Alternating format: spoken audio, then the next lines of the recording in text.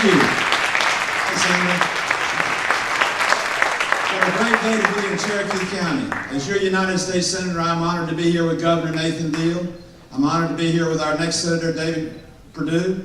But I'm particularly honored to have a special privilege to welcome to Georgia and to Cherokee County the distinguished Senator from the state of Texas, Ted Cruz.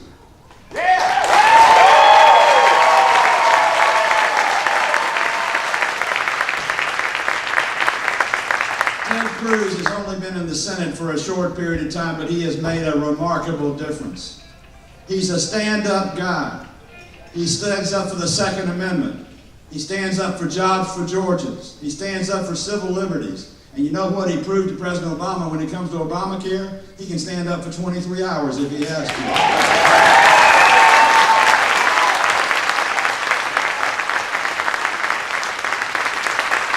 Before Ted Cruz came to the United States Senate, he was a Solicitor General of the state of Texas and the youngest one in the United States of America.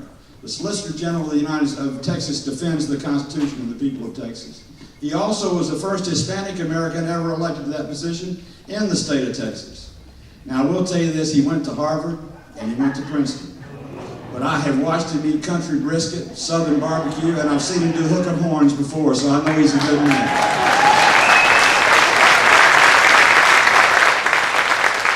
He has come to Georgia today to speak to you in Cherokee County, to speak out and advocate for David Perdue, and to see to it that David Perdue is elected and Harry Reid is retired.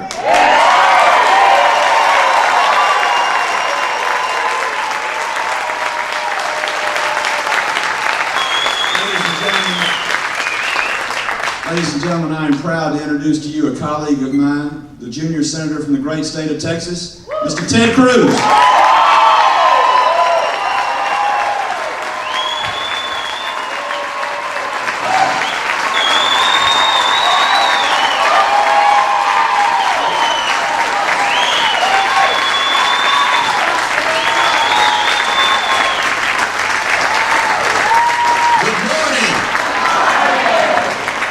God bless the great state of Georgia. You know, Johnny and I spent most of the last month in Washington, D.C. So it is great to be back in America.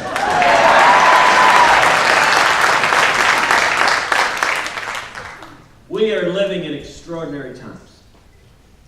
You know, just 3 weeks ago, a man was stopped climbing the fence at the White House. Secret Service stopped him, ran up to him, and said, "I'm sorry, Mr. President, you got 2 more years."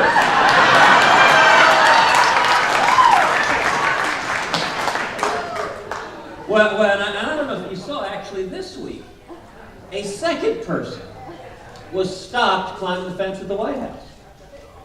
Secret Service ran up to them and said, "I'm sorry, Hillary, not yet." And not ever.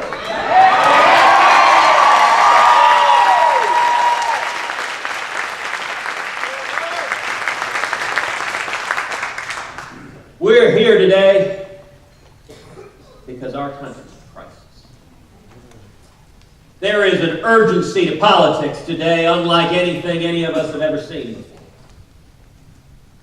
I don't think we've reached the point of no return. We are close.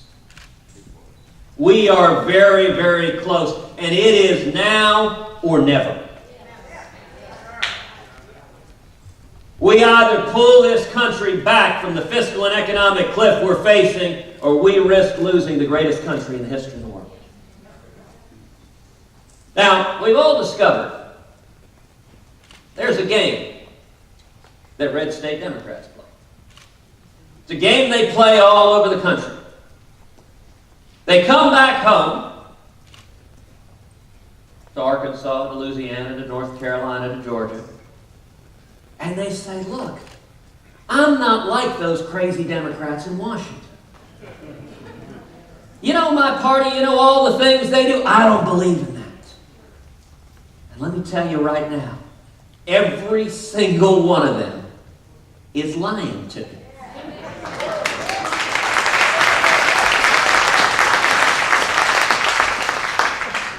The game they play is real simple. They come home and promise their values are just like yours. And frankly, they think the voters aren't smart enough to see through what they're doing. Now, this election, 10 days from now, is a fundamental choice. It's a choice for the direction of this country. It's a choice that says, do you agree with the path we're on? No. Do you think the Obama agenda is working?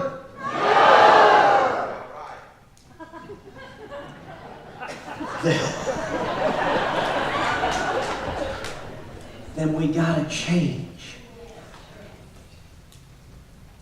Look, this election's about three things. It's about jobs, it's about liberty, and it's about security.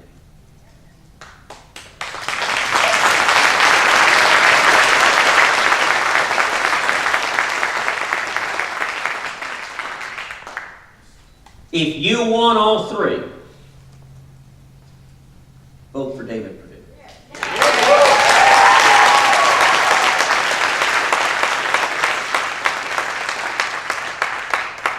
Now, I have to admit, here in Georgia, we got on the ballot Jimmy Carter and Sam Nunn. It's like that 70s show. Look, the next thing you know, they're going to start playing disco. Look, if you think things were going well in the 1970s, if you liked stagflation, if you liked gas lines, let me tell you something right now. Michelle Nunn is Harry Reid.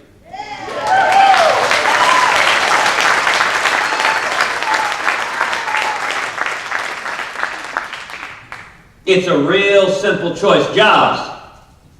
Under Harry Reid and the do-nothing Democrats in the Senate, we do nothing on jobs. That's what the Democrats do. If you want tax reform,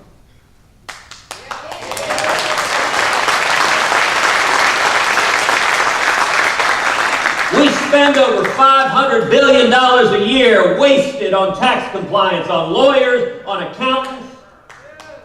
As we say in Texas, that doesn't produce a single truck or tortilla. And we got to change the course we're on. If you want regulatory reform to stop the regulators that are coming like locusts to destroy small businesses and destroy jobs,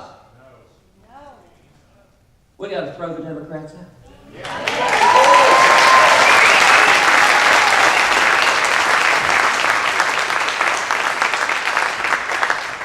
You want a simple, clear choice? If you want to stop the train wreck that is Obamacare,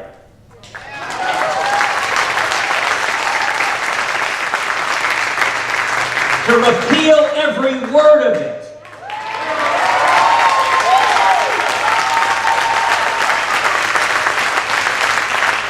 then vote the Democrats out. Look, when it comes to liberty, we're seeing a federal government that is almost going down the Bill of Rights one at a time, trying to violate each and every one of them.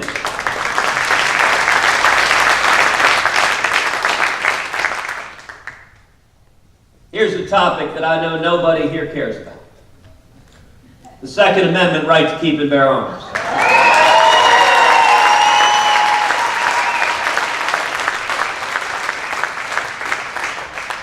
Listen, in Georgia, like in Texas,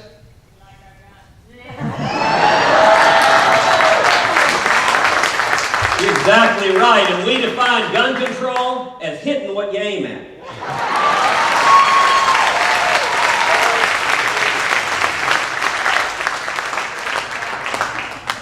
Now listen, Ms. Nunn says she's not one of those Washington Democrats.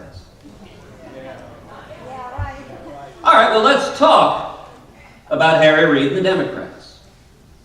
Anyone here like the First Amendment?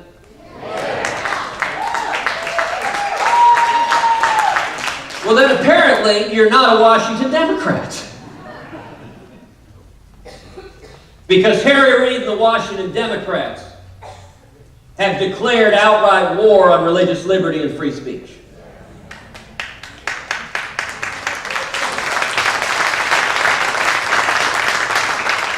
Earlier this year, we saw a tremendous victory for religious liberty in the Hobby Lobby case.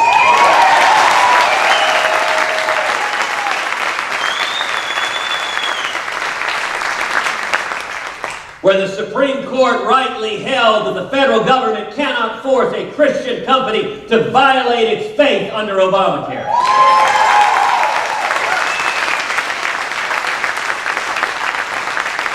Let me tell you what happened right after Hobby Lobby.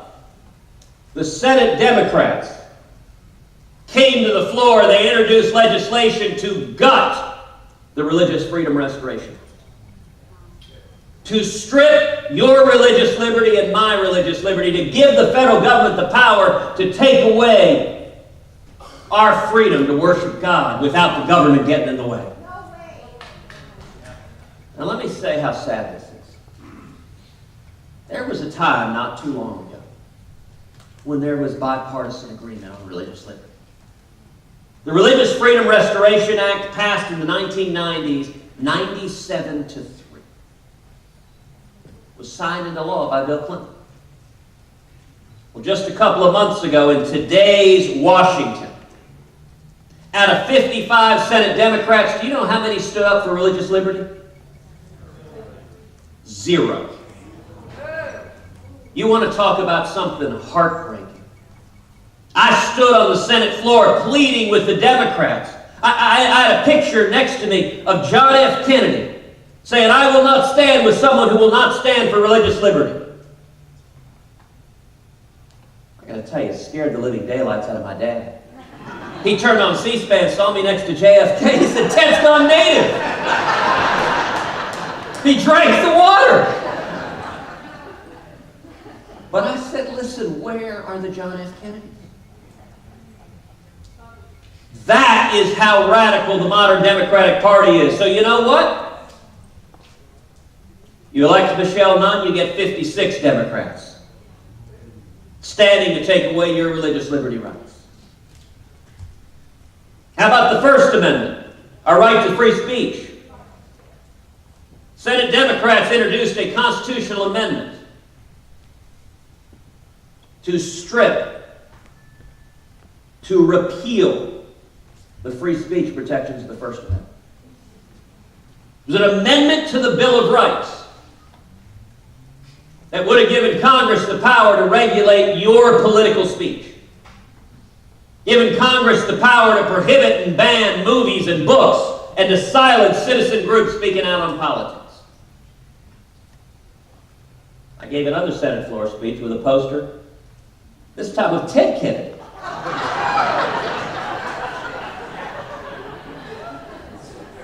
Because in 1997, when the Democrats tried the same thing, Ted Kennedy stood up and said, "We have not amended the Bill of Rights in over 200 years, and now is no time to start."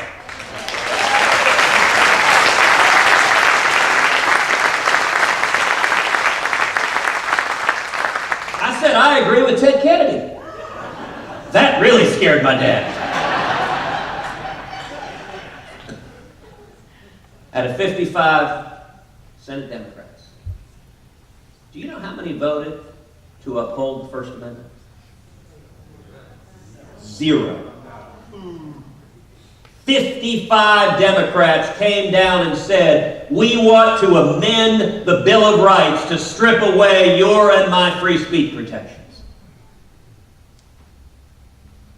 Look, this election is about, do we leave the Senate in control of Harry Reid and the Obama Democrats?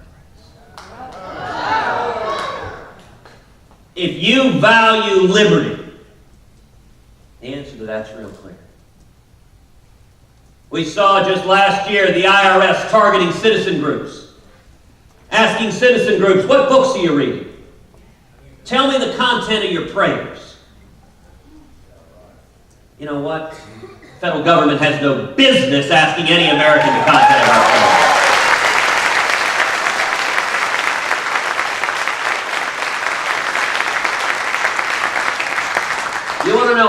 extreme it is? Just last week in my hometown of Houston, the city of Houston subpoenaed 5 pastors. Said, hand over your sermons and hand over your sermon notes. I'll tell you, we did a freedom rally. In my home church of First Baptist, we had over 50 pastors standing together across denominations, across racial and ethnic lines, all across the city of Houston. The unity was incredible. We even brought together First Baptist and Second Baptist.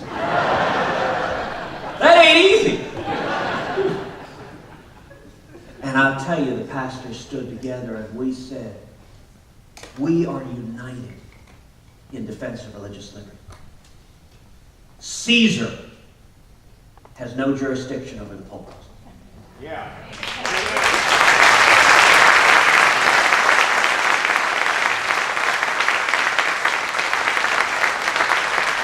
And when you subpoena one pastor, you subpoena everybody.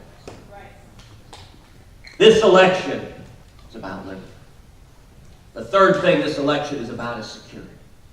Protecting this great nation. Look, you want to see the fruits of the Obama-Clinton foreign policy? The entire world is on fire. Every single region of the globe is worse. Actually, I don't know that Antarctica's gotten any worse. And you look at the threats we're facing. You look at the threats of ISIS. ISIS is the face of evil. They're crucifying Christians. They're beheading children. They've threatened to take jihad to America.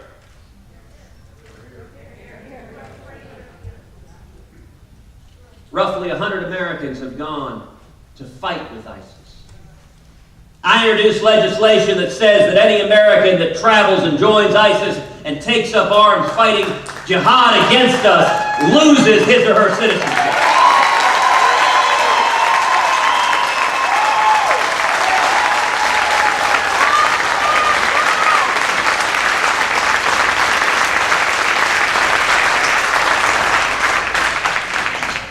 You want a simple, common sense proposition.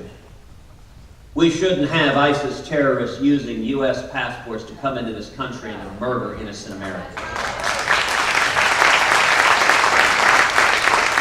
Now, you want to know how radical and extreme the current Washington Democrats are? They stood up on the Senate floor and killed that legislation. You want to know what this race is about? That's one of the things this race is about.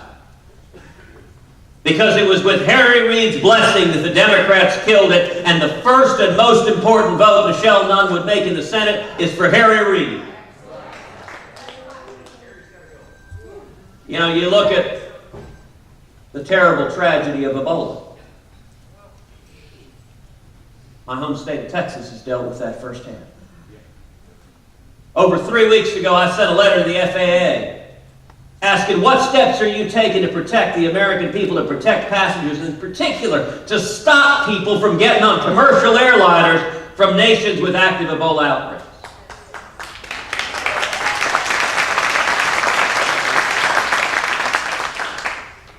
In 3 weeks, not a word in response. Look, we ought to come together and protect this country. It doesn't make any sense. You know, other countries in Africa have put on travel bans. And yet here we're so knuckleheaded.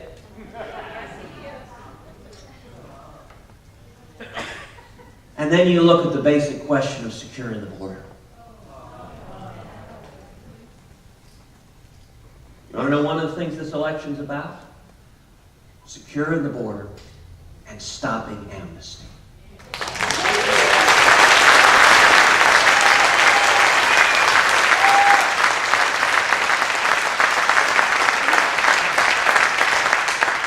I introduced legislation to stop President Obama's amnesty out of 55 Senate Democrats. You know how many voted with us? 0. Look, on that one, all of them. On that one, all of them. amnesty is the wrong choice, and yet Senate Democrats are unified. Let me tell you, 2 weeks ago, General John Kelly, commander of Southern Command, gave a speech in which he said, if God forbid Ebola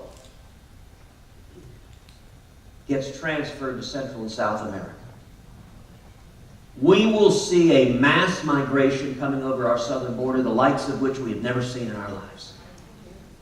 Now that is from the 4-star general in charge of protecting this nation from the South.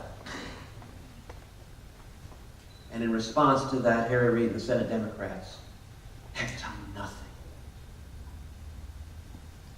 You know, look, this race is a fundamental choice. If you want to see jobs and economic growth, vote David Perdue.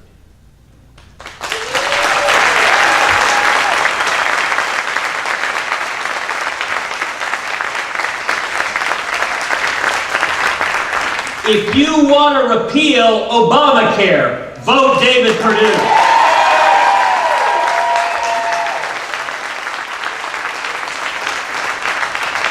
If you want to abolish the IRS, vote David Perdue.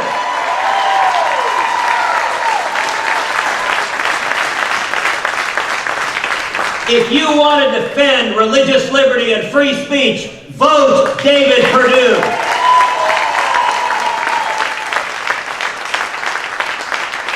If you want to defend the Second Amendment, the right to keep and bear arms, vote David Perdue.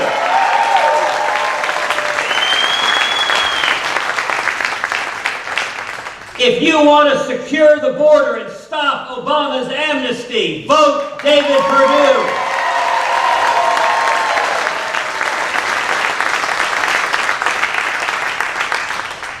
This election is a fundamental choice. The National Democrats have decided Georgia can be bought.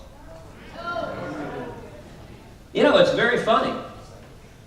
Michelle Nunn is trying to tell Georgians she's not like Harry Reid and the Washington Democrats.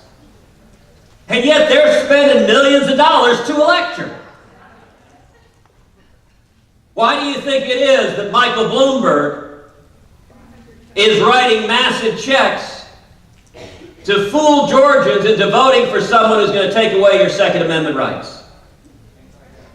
Why do you think it is that Harry Reid is spending millions of dollars to stay in power and to keep the same failed agenda?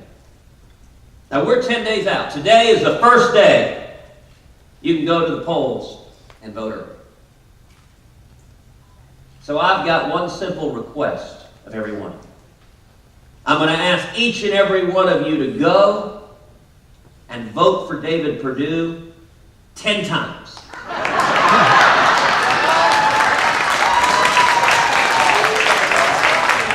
Now look, I'm not encouraging voter fraud.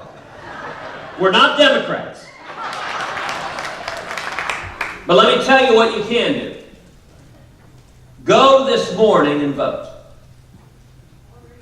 And then pick up the phone and call 9 other people.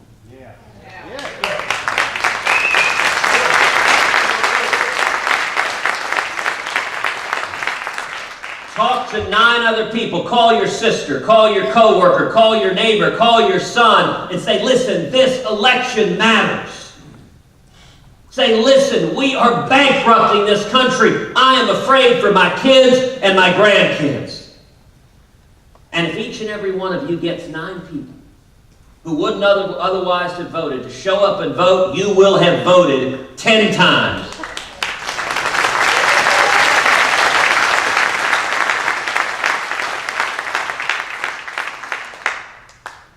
Ten days from now, Georgia is going to re-elect Nathan Deal as its governor.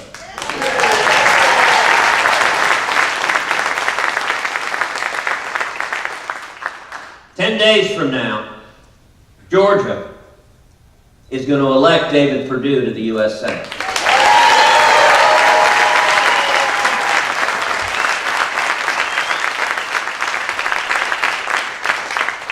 And 10 days from now, Georgia is going to lead the way, retiring Harry Reid as majority leader.